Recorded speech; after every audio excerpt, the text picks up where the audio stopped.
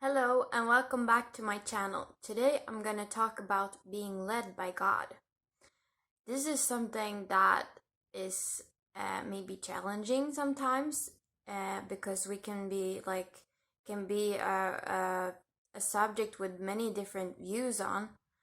But I mean, if we start from the beginning, like the reason why this is even a thing, why this is even a subject, like why are we wondering about what it's like to be led by God? Well, for me, I would say that my desire to be led by God comes from the fact that I am loved by Him.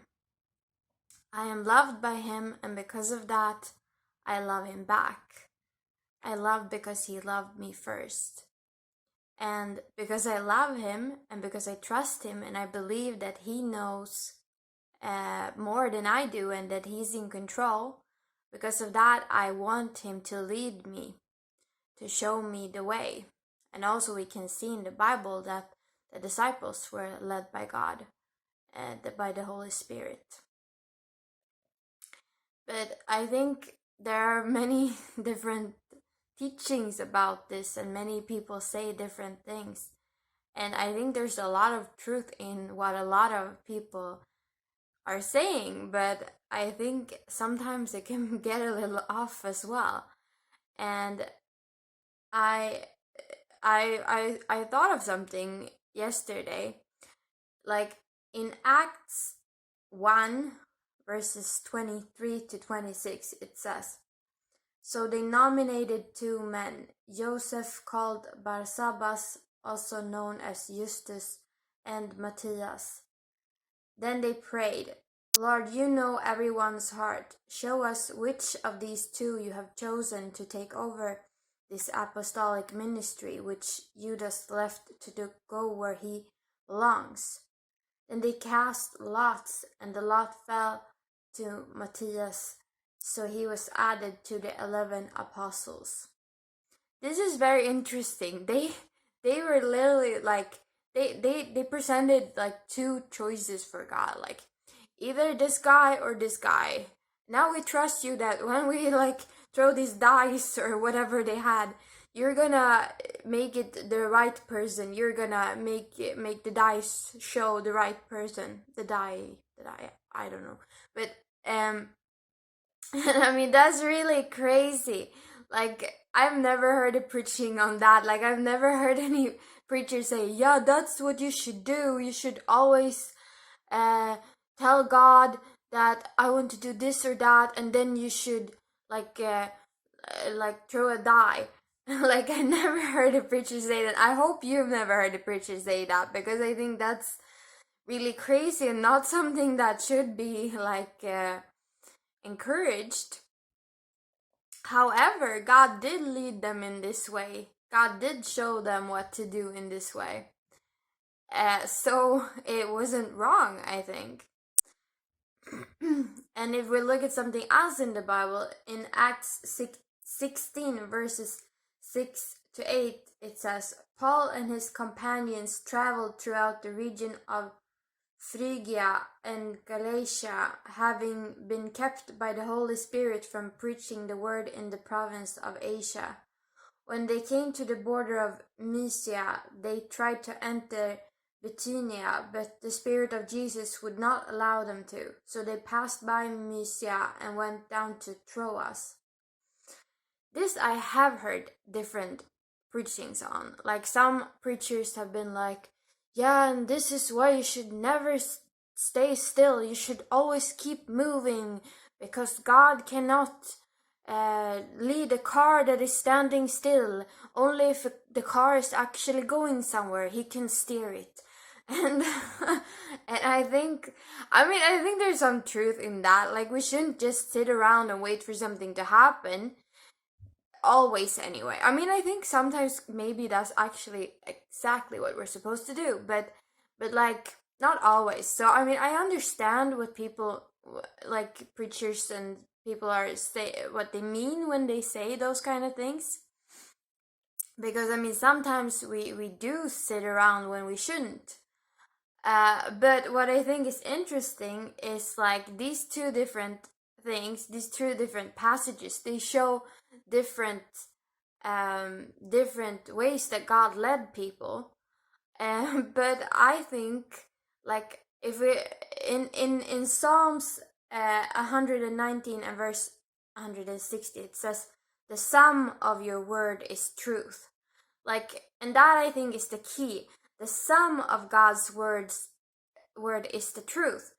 And if you look at it that way, you can understand that like you can't just take one verse and make it into this uh, big thing that is actually not really compatible with the rest of the Bible. But still, we do that many times. Like, I've probably done that myself, and I've seen many people do that. Like, just looking at one verse and like making this whole theology about it. And it's really not that great. And that's how a lot of weird things get like comes into church.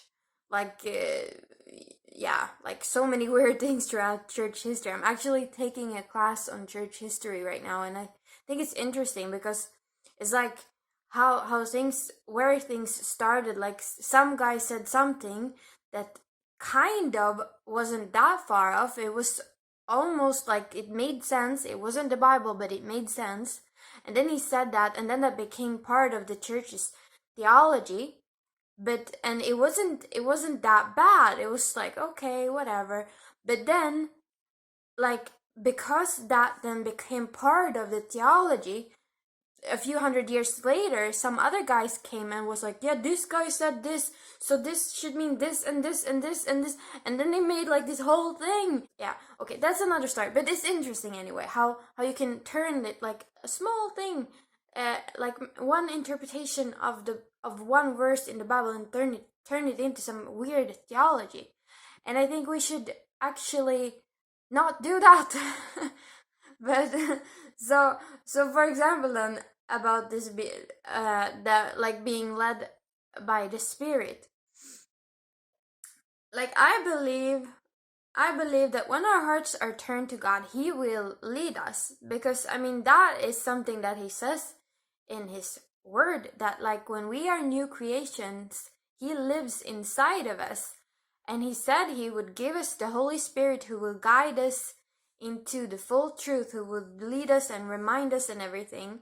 And he wouldn't have said that if it wasn't true, if he wasn't gonna do that. So when we are, now that we are Christians and we receive the Holy Spirit, because every Christian receives the Holy Spirit, it's part of the deal. And then we are led by Him. So I believe that, like, as long as we actually want to listen to God and we want to do His will, that's what's gonna happen. Like, He's gonna lead us to where we're supposed to be. Sometimes it may be through some weird journeys, like, for example, like through something weird like a die or something. And sometimes it might be true that we start on a journey, and then we realize after a little while, no, this was not where I was supposed to go, and we turn back. But that's okay, because God will lead us right in the end. We just need to keep our eyes on Him. I mean, even the apostles, who like really, really, like, they were really serving Jesus, and they had met Him personally. They experienced these kind of things. So I think we should be encouraged by that. That we don't need to worry. God will lead us the right way. God will lead us to where we're supposed to be, even if He takes us through some weird stuff, or even if we decide temporarily, like, to not listen to Him and listen to our feelings or something, or some other person, and we go down some road where we're not supposed to be. He's gonna lead us to the right place in the end. And that's really encouraging, actually, to to to believe that, and to know that. So Yeah, and also like this about the sum of your word, like that is what I believe also, that when we read more and more of his word, and we have the Holy Spirit inside of us making it alive, we're gonna that's a good way to stay away from these weird teachings that we might otherwise end up in if we only read certain verses. So that's a good tip. Read the word and believe in God. Great advice, I think. But yeah, so that's just my encouragement to you today, and I hope you have a blessed week. Um, Remember, you are loved, you are valuable, you're beautiful. Stay healthy, stay blessed. Remember what's most important. If you want to, you can like this video, you can comment something or share the video, or subscribe to the channel and maybe watch some other videos. But I will see you again next week. Bye!